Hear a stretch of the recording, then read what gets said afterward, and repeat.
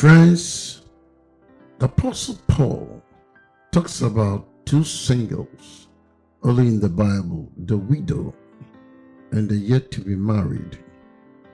Therefore, in 1 Corinthians chapter 7, verse 8, the Apostle Paul categorically made this statement by saying, "Now to the unmarried and to the widows, I say that it will be better for you to continue to live alone as I do."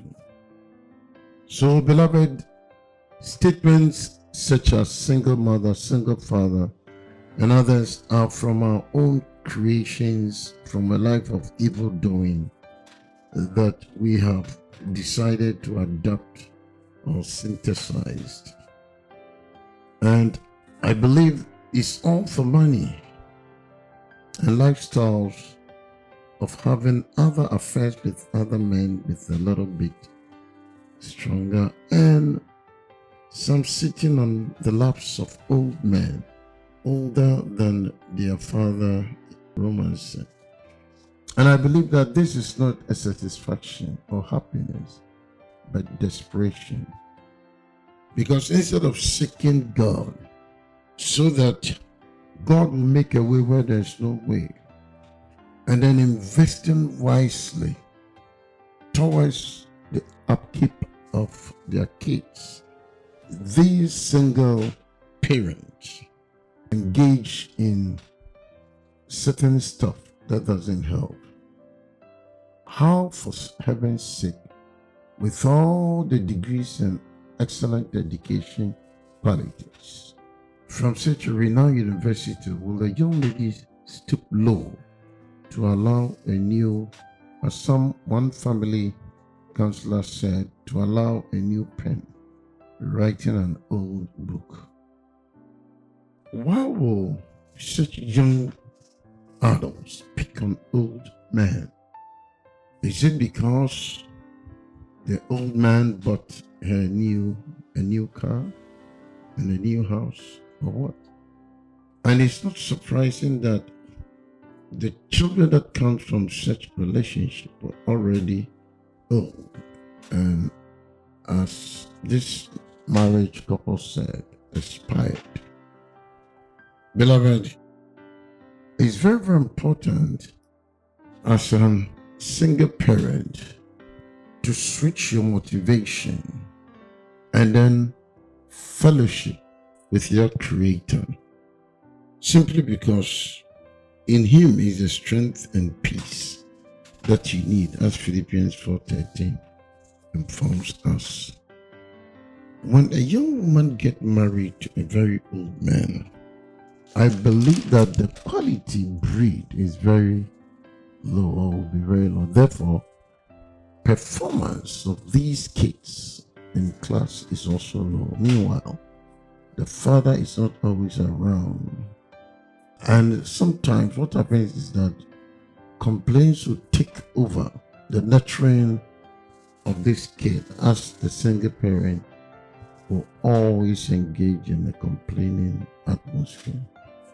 Be reminded that you are a single parent entrusted with the care of the destiny of such a wonderful kid.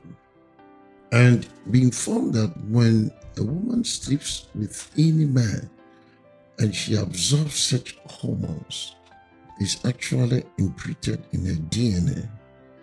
So if a woman have had sex with 10 men in her lifetime, in a genetic map, it can actually be identified scientifically in her DNA.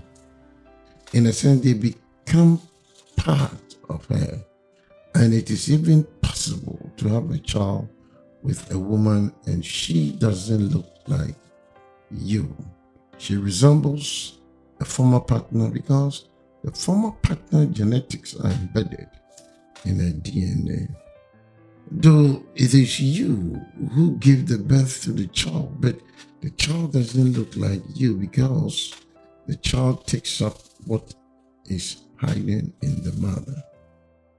And so, when you marry a woman who have had multiple other partners and you have been in bed together, it implies that those men are also present in that bed, and this creates very hostile environment.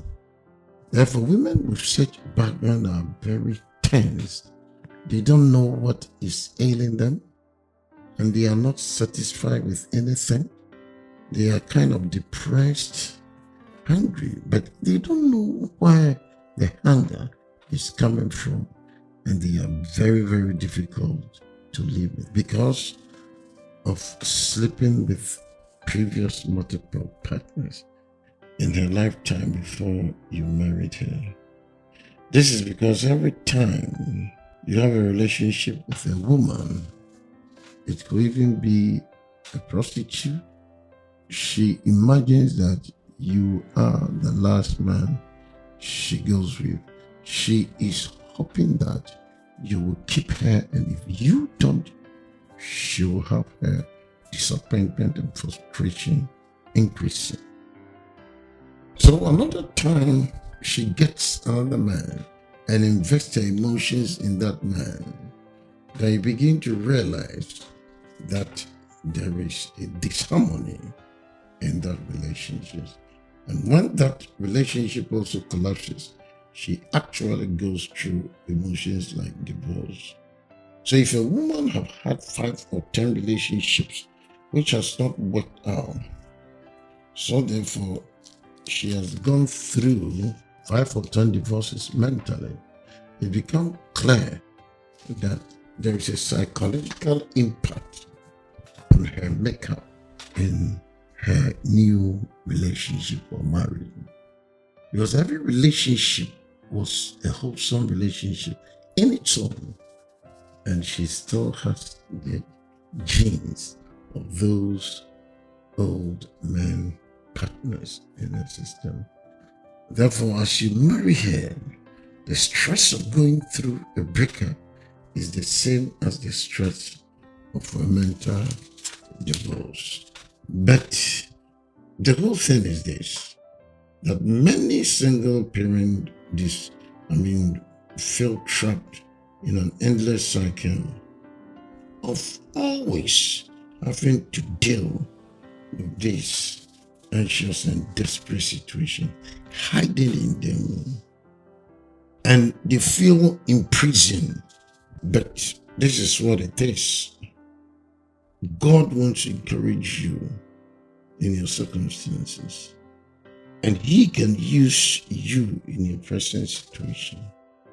After all, the Apostle Paul wrote his most powerful letters of encouragement to the church from the confines of a Roman jail. I don't know the spiritual jail you find yourself, but more importantly, instead of viewing all that you are going through as a tragedy, see it as a transition times in your life, as roadblocks to your faith, and use them. Use a stepping stone to draw closer to God. Take time to discover what it means to desire Him above all things. Request of the Lord a hunger and thirst for Him. My dear brother, my dear sister, He will not only give you desire, but will also satisfy it with Himself. God bless you.